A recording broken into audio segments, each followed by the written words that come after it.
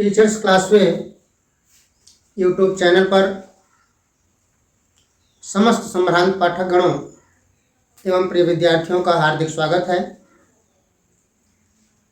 हम लोग संस्कृत पद्य पीयूषम कक्षा 10 चतुर्थ पाठ शांति सौख्यम के शेष श्लोकों के विषय में इस तृतीय भाग में अध्ययन करेंगे।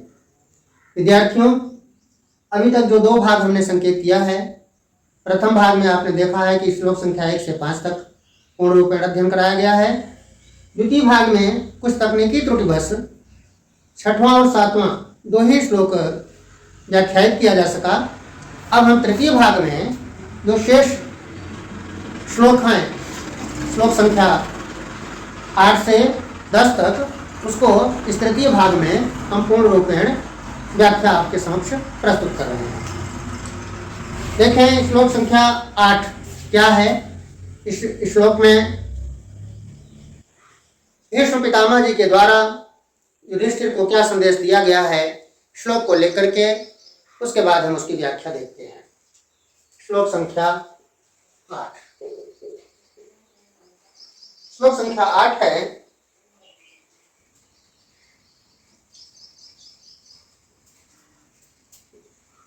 दमः क्षमा धृतिस्तेजः। दमः क्षमा धृतिस्तेजः संतोषः सत्यवादिता। संतोषः सत्यवादिता। फिर दूसरी लाइन है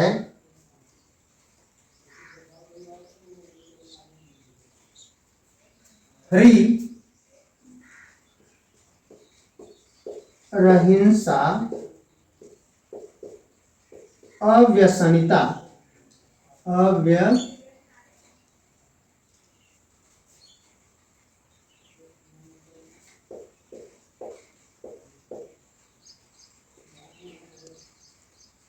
ह्री रहिंसा अव्यसनिता। ह्री रहिंसा अव्यसनिता दाक्षम चेत सुखावः। दाक्षम चेति सुखावः, ये आपका श्लोक है।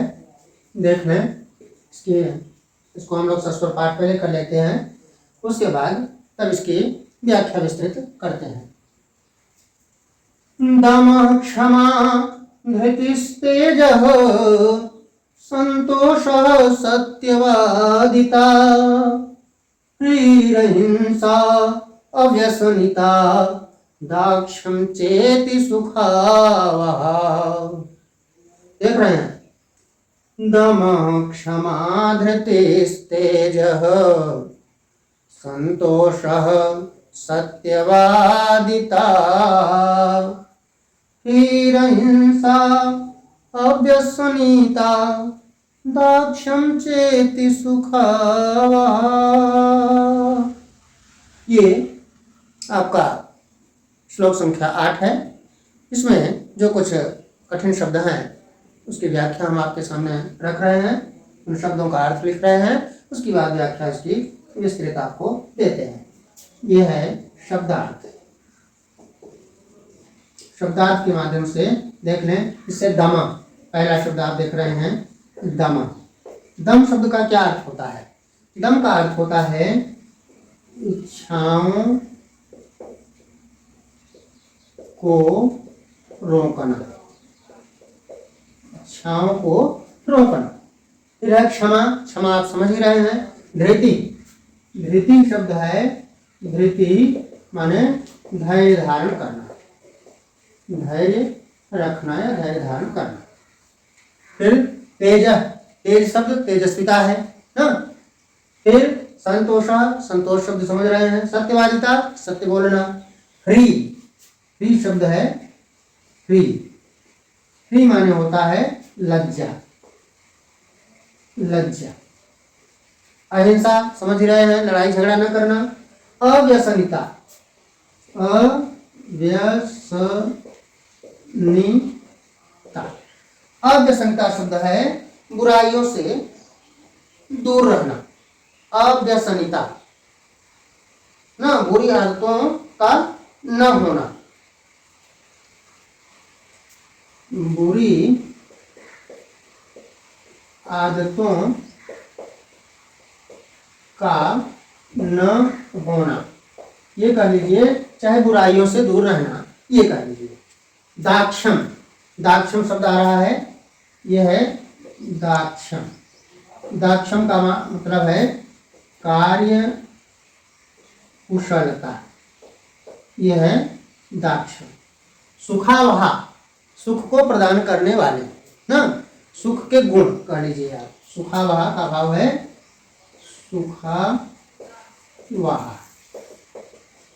हाँ, सुख प्रदान करने के गुण, ये है आपका सुख प्रदान करने के गुण। सुखावहा, सुख को देने वाले ना, सुख को प्रदान करने वाले, सुख देने वाले गुण। अब आप देख रहे हैं कि हर शब्द आपका स्पष्ट हो गया है। तेज, तेज शब्द हमने आपको बता दिया, तेज का मतलब है कांति, आभा ना, और मैडम समझ में आ रहा है तो तेज हमारे लिख लीजिए।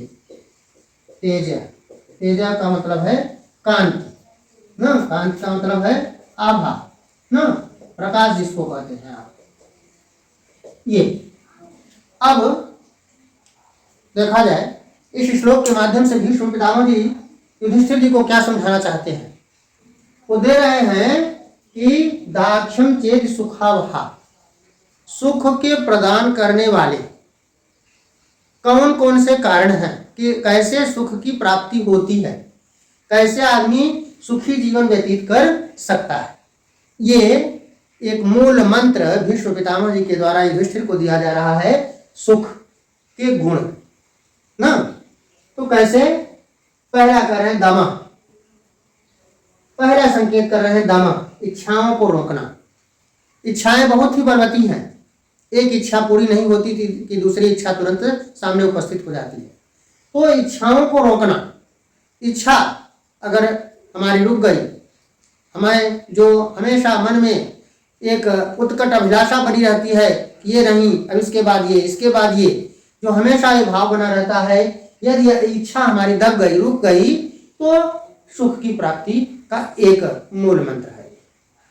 दूसरा क्या है, क्षमा, क्षमा की भावना। यदि हमारे अंदर संतोष, क्षमा की भावना आ जाए, क्षमा कर दे, कोई हमारे साथ कुछ भी करता है उसको हम क्षमा कर दें, तो ये भी सुख का एक कारण है। फिर धैर्य, धैर्य धारण करना, धीरज से काम लेना ना, धैर्य धना ही साधव, कहा जाता है ना कि धैर्य जो है वो सज्जन का सबसे बड़ा धन है। तो धृति, फिर कहा तेज, तेज अभी हमने आपको संकेत किया, तेज माने कांति, आभा, आपके अंदर जो है प्रकाश होना चाहिए, आभा होनी चाहिए, कांति होनी चाहिए। फिर कहा संतोष, संतोष की भावना, संतोष तुल्यो निधिर अस्ति नान्यो, संतोष के समान इस दुनिया में कोई दूसरा धन नहीं है।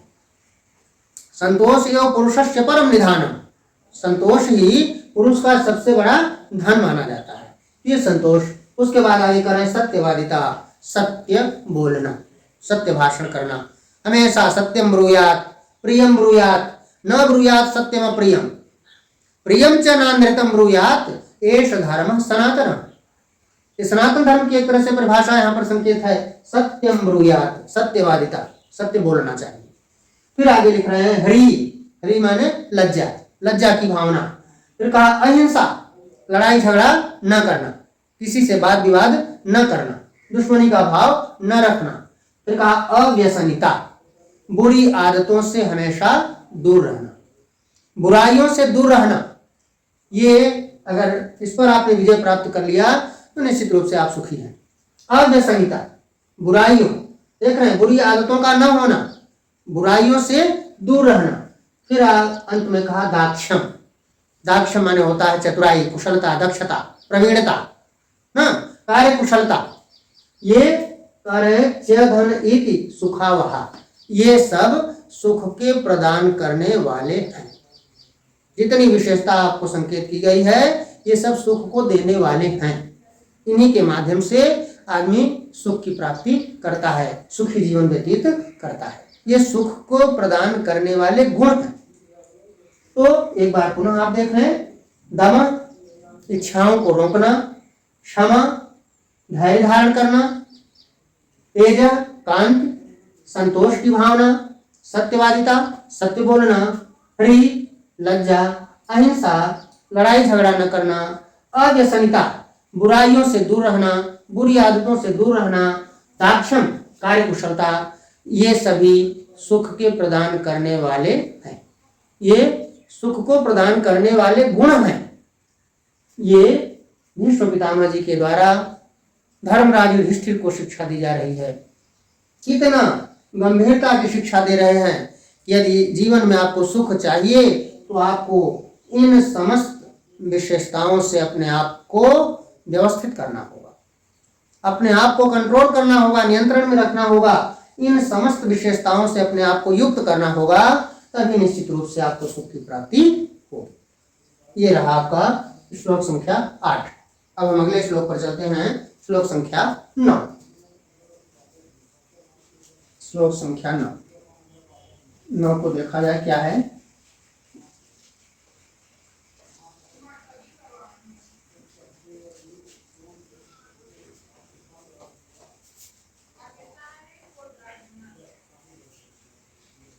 श्लोक संख्या 9 में देखें भीष्म पितामह जी के द्वारा कौन सी शिक्षा दी जा रही है। ये है श्लोक संख्या 9। इसमें है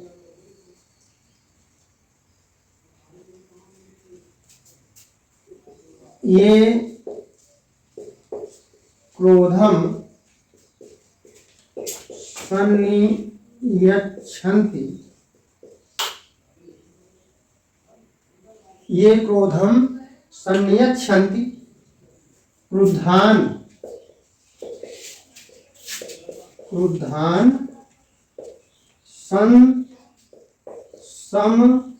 संशमयन्ति च। देखिए, ये क्रोधम सन्नियच्छन्ति क्रुद्धान संशमयन्ति च। एक मिनट,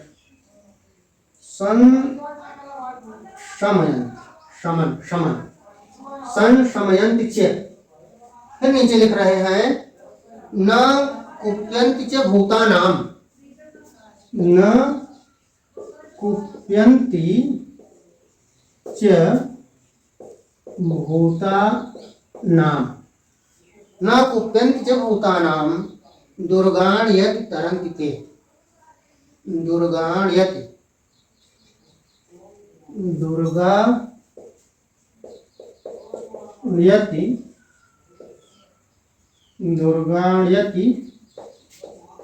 तरन्ति ते। ये देखें श्लोक आपका पूरा हुआ।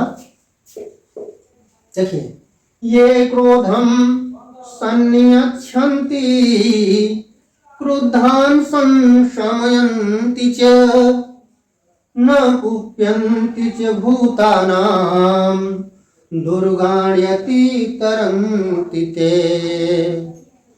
आपने देख लिया, स्पष्ट हो गया श्लोक पूरा आपका। ये क्रोधम सन्नियच्छन्ति क्रोधान संशमयन्ति च न कोप्यन्ति च भूतानाम दुर्गाण्यति तरन्ति ते। ये श्लोक रहा। अब इस श्लोक के जो कठिन शब्द हैं वो आपके सामने हम रख रहे हैं, उसके बाद इसकी व्याख्या आपके सामने प्रस्तुत कर रहे हैं। ये क्रोधम सन्नियच्छन्ति, सन्नियच्छन्ति शब्द का देख लें, सन्नियच्छन्ति। सन्नियच्छन्ति माने होता है नियंत्रण करना, नियंत्रण करना ना, रोकना। सन्नियच्छन्ति क्रोधान, क्रोधी व्यक्ति को ना, संशमयन्ति, अगला शब्द है संशमयन्ति ना, शमन करना, शांत करना, शमन या शांत करना, शांत करना। संशमयन्ति न कुप्यन्ति, कुप्यन्ति माने कुप्यन्ति क्रोध करना, क्रोध करना। न शब्द लगा है इसलिए न कुप्यन्ति च भूतानाम, भूतानाम शब्द है भूतानाम, भूतानाम माने प्राणियों, प्राणियों। दुर्गाणि, ये है दुर्गाणि। दुर्ग माने होता है किला ना, तो किला का मतलब है विशाल विपत्ति, अपार विपत्तियों ना। दुर्गाणि कह सकते हैं आप विपत्तियां, विपत्तियों से ना। तरंती, तरंती शब्द है, तरंती माने पार करते हैं ना। दुर्गाणि यदि तरंती ते ना, बड़े बड़े विपत्तियों को, बड़े बड़े पर्वतों जैसे पहाड़ जैसे विपत्तियों को वो पार करते हैं ना।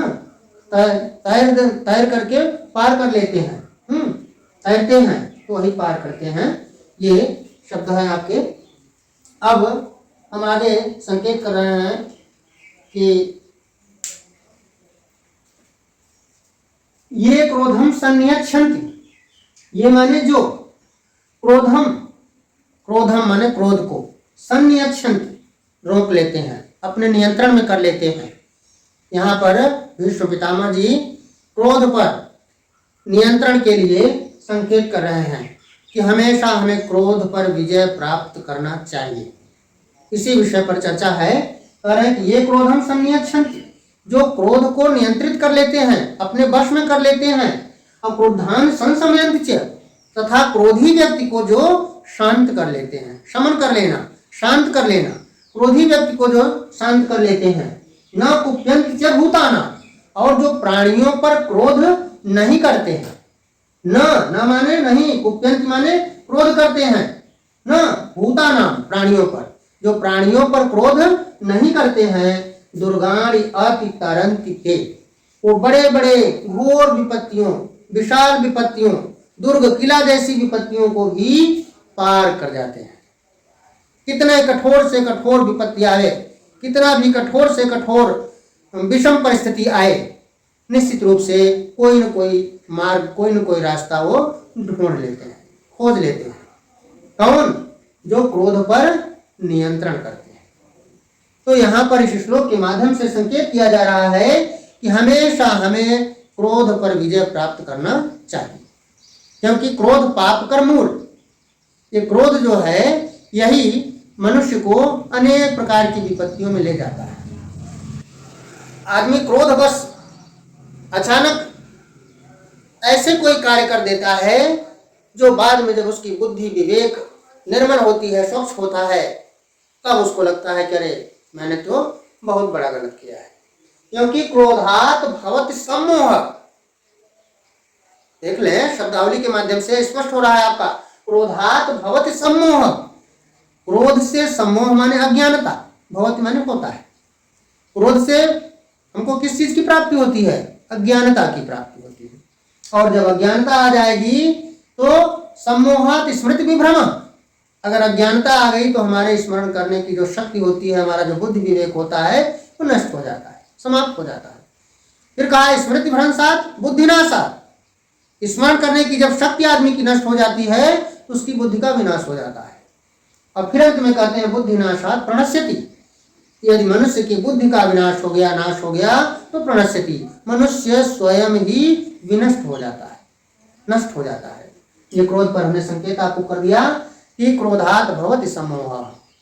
तो यहाँ पर भीष्म पितामह जी युधिष्ठिर जी को यही समझा रहे हैं कि तुम्हें क्रोध पर नियंत्रण करना है। जब क्रोध पर नियंत्रण करोगे तो निश्चित रूप से तुम्हें दुर्गाणि अति तरन्ति ते, बड़े बड़े कितनी भी विषम परिस्थितियां आएंगी, कितने भी पहाड़ जैसे किले जैसे विपत्ति आपत्ति आपके सामने उपस्थित होगी, निश्चित रूप से आप उसको तय करके पार कर जाएंगे। ये आपका श्लोक संख्या 9 रहा। अब हम अंतिम श्लोक पर चलते हैं, श्लोक संख्या 10 पर। श्लोक संख्या 10 देखते हैं। इस पाठ का अंतिम श्लोक है, उसको भी देख लेते हैं। यह आपका पाठ आज पूर्ण रूप में निर्विघ्न पूर्ण हो रहा है। अब इसके बाद फिर हम लोग अगली व्यवस्था में अगले पाठ के विषय में अध्ययन करेंगे।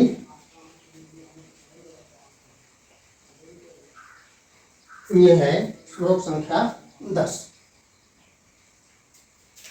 श्लोक संख्या 10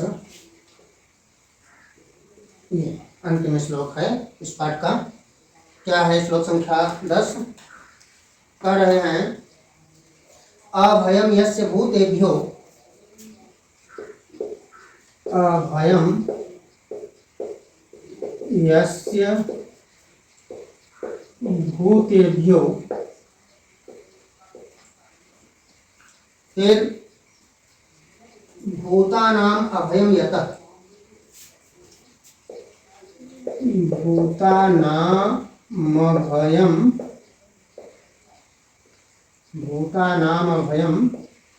यतः, अभयम यस्य भूतेभ्यो भूतानाम अभयम यतः। फिर लिख रहे हैं नीचे, तस्य देहात् विमुक्तस्य, तस्य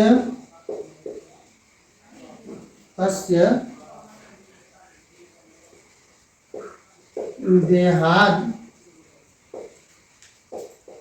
विमुक्तस्य, तस्य देहात् विमुक्तस्य भयं नास्ति कुतश्चन,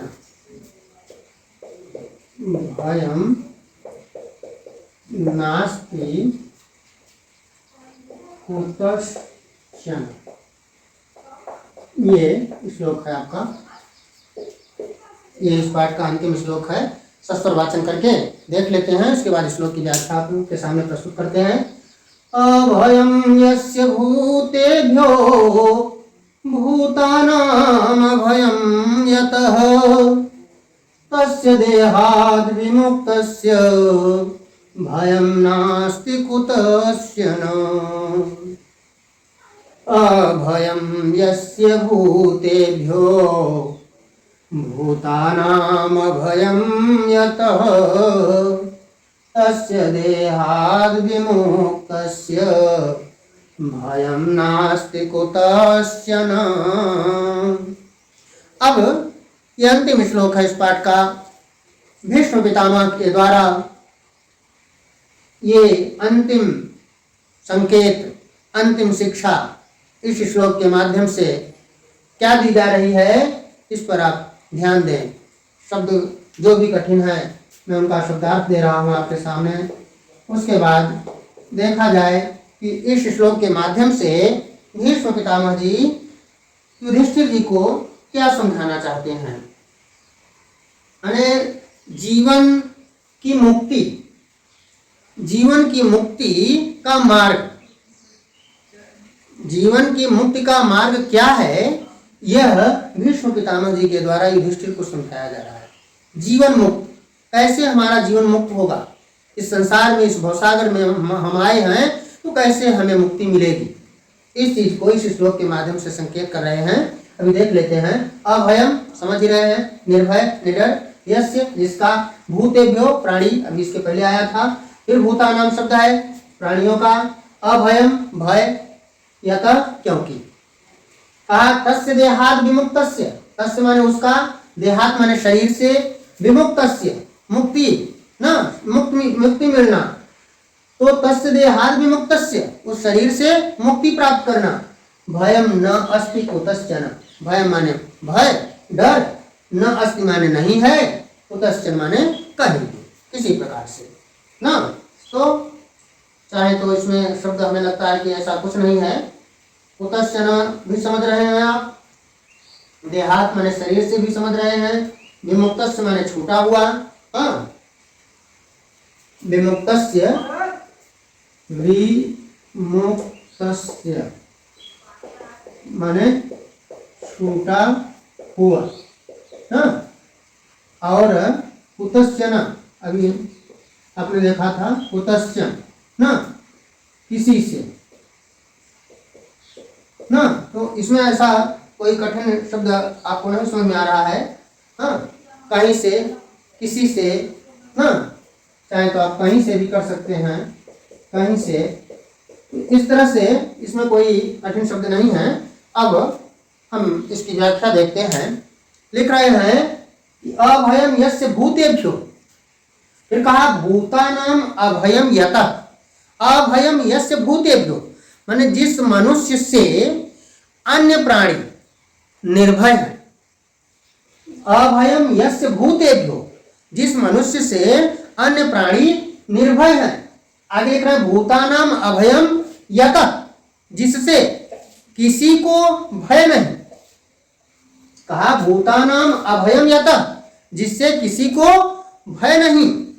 फिर आगे का कर रहे हैं, उसमें संकेत क्या लिख रहे हैं, तथा कह रहे हैं कि जो मनुष्य अन्य प्राणियों से निडर है, जो मनुष्य अन्य प्राणियों से अभयम निडर है, निर्भय है, तो लिख रहे हैं कि तस्य देहाद विमुक्तस्य, संकेत लिख रहे हैं कि ऐसे मनुष्य को शरीर से मुक्त हो जाने पर, देहाद विमुक्तस्य, शरीर से मुक्त हो जाने पर, शरीर के छूट जाने पर, शरीर के छूट जाने का भाव क्या है, शरीर का त्याग का भाव क्या है, मृत्यु की प्राप्ति।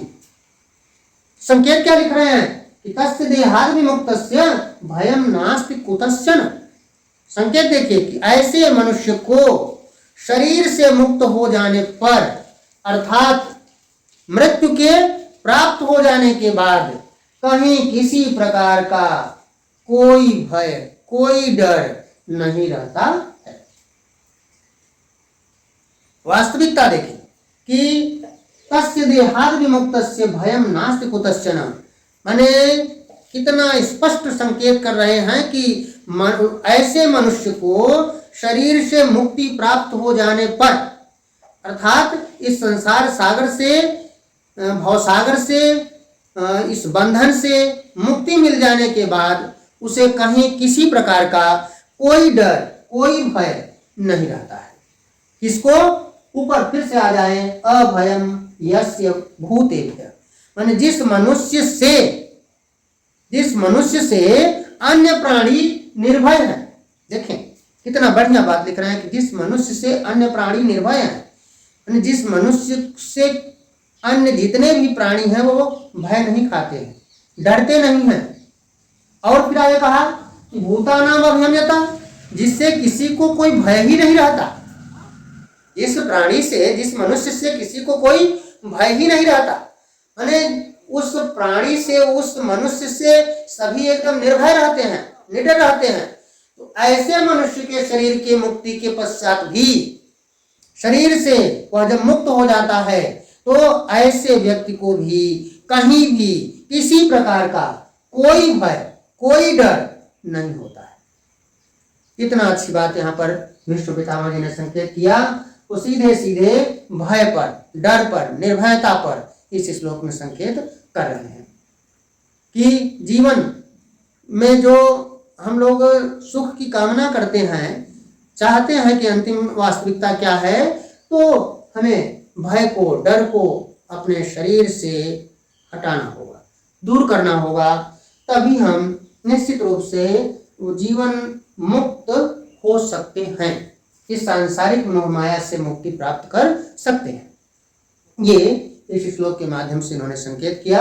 हमें लगता है कि आपको पूर्ण रूपेण समझ में आ गया होगा। जीवन मुक्त, कैसे इस जीवन से मुक्ति मिले, जीवन से मुक्ति का मार्ग भीष्म पितामह जी के द्वारा इस श्लोक के माध्यम से युधिष्ठिर जी को बताया गया है, संकेत किया गया है कि वास्तविकता यही है कि भयम नास्ति कुतश्चन। ऐसा जो मनुष्य है, शरीर के छोड़ने के पश्चात भी, मृत्यु को प्राप्त होने पर भी उसको कहीं भी किसी प्रकार का कोई भय, कोई डर नहीं रहता है। ये आज संस्कृत पद्धतियों का चतुर्थ पाठ का शांति सौख्यम पाठ आपका यहीं पर पूर्ण होता है। हमने प्रयास किया कि आपको अच्छे ढंग से कहीं भी कोई असुविधा न आने पाए, विधिवत आपको समझ में आ जाए, और आशा करते हैं कि इसको आप पढ़ेंगे, निश्चित रूप से पूरी व्याख्या स्पष्ट आपको समझ में आएगी और इस पाठ के पश्चात हम लोग अगले भाग में अगली व्यवस्था में चलेंगे। तब तक के लिए बहुत बहुत धन्यवाद।